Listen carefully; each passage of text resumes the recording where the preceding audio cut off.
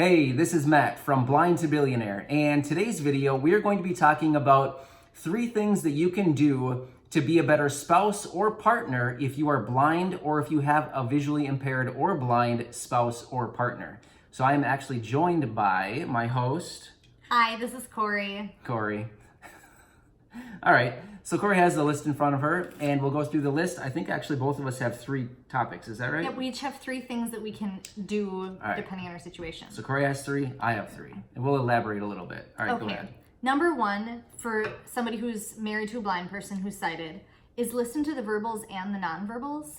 So, listen to what your spouse is saying, but realize that there's not always a solution. So, It's okay if Matt tells me how he feels. It doesn't mean he's looking for a solution. And I want to elaborate one little point too. Corey said verbals and nonverbals. If you are a sighted person married to, or you have a partner who is blind or visually impaired, pay attention to the nonverbals of that blind or visually impaired person.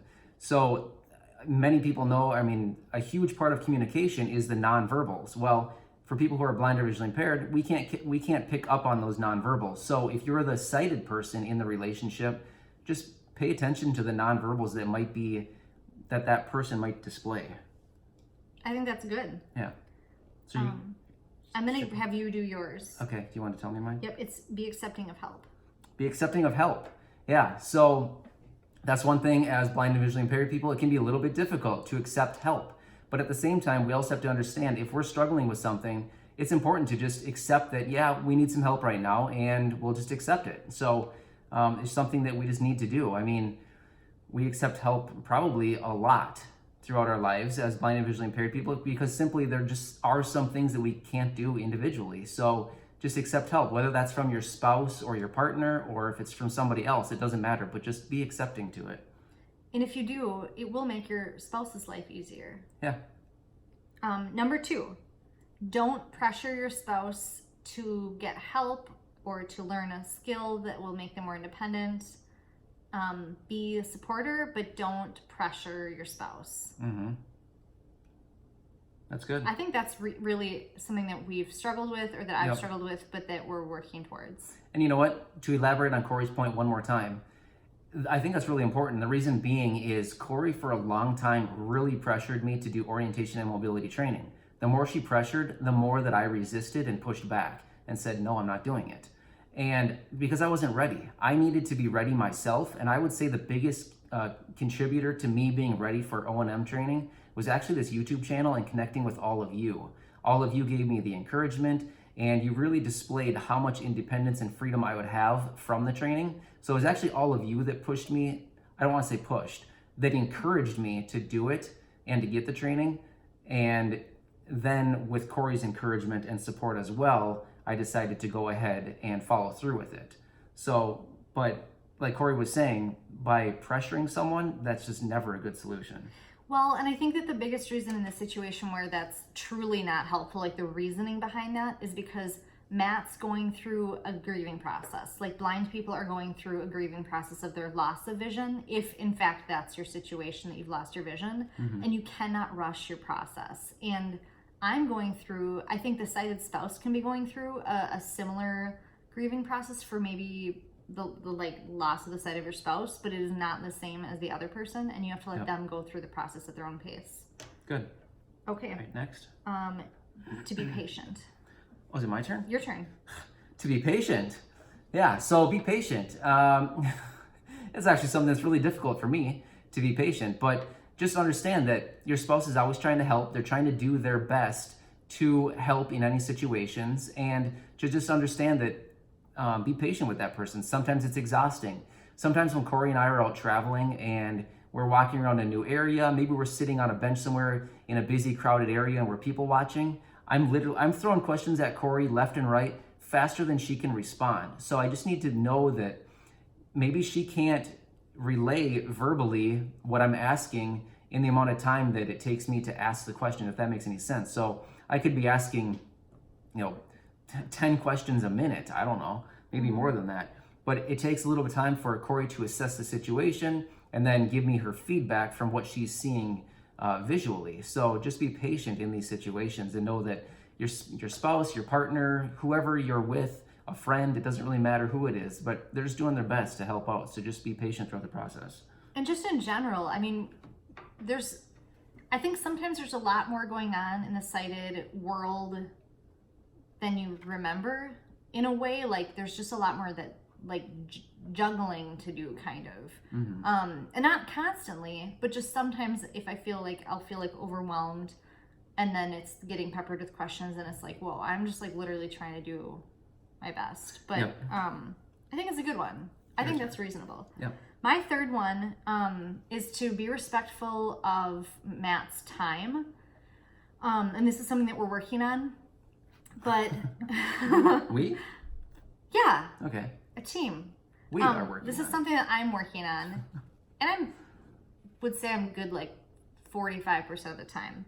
But the thing is like, and this is not for everybody who's blind and everybody who's sighted, but like sometimes Matt feels trapped at home and he relies on me to give him some freedom. And so an example of this might be, you know, I get home from work and I'm tired or whatever, but Matt's like ready to get out of the house because he's been trapped here all day. And he might think like, we gotta go to the gym or like, we gotta do this or that or the other thing. And I just have to remember that like, in some ways, like I'm his like lifeline to freedom. I mean, that's dramatic sounding. I don't want to make it seem like weird, but Matt, what would you say? That's true. Yeah, it's a little bit difficult in our situation being we wake up at about 5:15, 5:20 every morning. Corey goes to work. She leaves here at 6:30. She works at 7, and then she gets home around 5:30 to 6 p.m. every night. Well, here I've been stuck here a lot of the day or all day. Some days. Some days, not every day of the week, but some days, you know, a couple days per week, I'm here by myself. So when she gets home, I'm ready to go. Like, let's go do something. Let's get out of here. And she just came home from a 10-hour workday, so she's tired. She doesn't necessarily want to go out and do things right away. And I'm all fired up wanting to get out of here. So it makes it a little bit difficult sometimes because when she is ready to relax for the evening, I'm ready to get going and do something. Yeah, and so I think it's just maybe both of us working on, and Matt, we do actually, we're getting better at that. I think it's just a thing to work on. Yep. And then Matt's last one is to do what you can do to be independent. Yeah, exactly. Do what you can do to be independent. I think most of us who are blind or visually impaired, we want independence, right? We want as much independence as we can. That's probably what we miss the most about losing our vision is having that independence that we once had if we had vision, or just regaining any type of independence that we have. So just do as much as we can. So like today, I did, I think 5 loads of laundry. There's I mean, so much laundry. It's not like, oh great, I did a bunch of laundry, but it's like, this is my way that I can contribute and be independent to, you know, contribute to the household and to the relationship. So I do the laundry, and then I can also do some cleaning, things like that. Of course, not something ideal, not exactly what I want to be doing, but at least at the same time, when I'm at home by myself, I can stay busy doing some tasks around the house. Well, so that then when I do get off of work, we can do fun things or Right. whatever he wants because I don't have to then do laundry. Right. But I actually have a different example that I'm going to throw out. Yeah. And that was Matt getting an iPhone. And I know we talk about this a lot, but I knew that an iPhone would make him more independent. Mm-hmm. And I felt a level of frustration kind of as we were like getting closer to him getting a phone, where it was like, dude, you gotta do this. Like, it will make you more independent. And I know it will. Like, I know that you're gonna feel better about yourself. I know that you're gonna have more independence in reading emails and texts. And I didn't realize how awesome it would actually be. Mm-hmm. But it was hard when I felt like, I know there's something you can do to feel better, but like you're not doing it. Mm-hmm. And so, But I mean, just I like just literally threw that out there. But just like the point we had earlier, don't push the person. Well, that's the same thing. I wasn't ready for the iPhone until I got it. It's one of those things where once you get it, you realize, oh shoot, I wish I would have done this 6 years ago. Like literally, I feel like eternally indebted to the YouTube community because you have made Matt better. I listen to all of you. I don't listen to Corey. It'll be funny because I'll be like, golly, you know, I've been saying for like 4 years, like, you need to get an iPhone. And then then one day he'll be like, hey, guess what? so-and-so said that iPhones are really good and I think I want to get No. one. She'll recommend something. I'll say, wait, let me check my comments. Then I'll look through the comments and see like, wait, 6 people have recommended. Okay, I guess we can do Yeah. it. Hey, have you heard of O&M training? I heard it's really good for cane usage. It makes you more independent. And I'm like, really? It's like I never said it before. Right. But it's so nice. And that's the thing. Everybody needs their communities, and like one person can't just like. Hey, they're the pro, not you. I know, that's the thing. You are the pros. It's like listen to your doctor, not like some YouTube who thinks they know what medicine stuff. Right. Yeah. Yeah. So I think those are our things. That's your list? That's the list. Okay.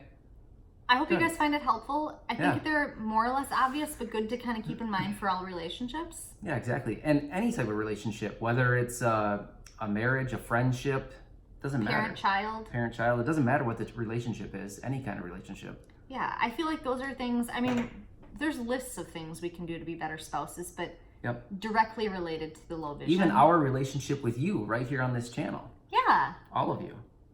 It's Pretty good. true. Yep. All right. Anyway, if you have any comments or questions, leave those down below. And as always, we respond to every single comment that comes in. Unless you get buried in the heap, then sorry, tough luck. Matt does his very I'm best. kidding. No, I'm kidding. I literally scan through those comments left and right multiple times a day, just looking for anybody that I've missed on accident, and then I respond to them. So, yeah. Yeah, we do our very best. I do my best. It's very important to me. Anyway, Thank thanks you guys again. so much. See you on hey, one other thing. Pay attention on Wednesday. We have a really special video coming. It's actually a collaboration video with a pretty influential and very a pretty what do you want to say? Yeah, awesome. A really great advocate for Kind everybody person. here in the blind and visually impaired community. So pay attention to Wednesday's video. It's going to be really cool. All right. Thank Anything you. else? All I right. think that's good. Join us on Wednesday. You will be Yep. so happy you did. Thanks for watching this. We'll see you on Wednesday. Thank you. See you Bye. later.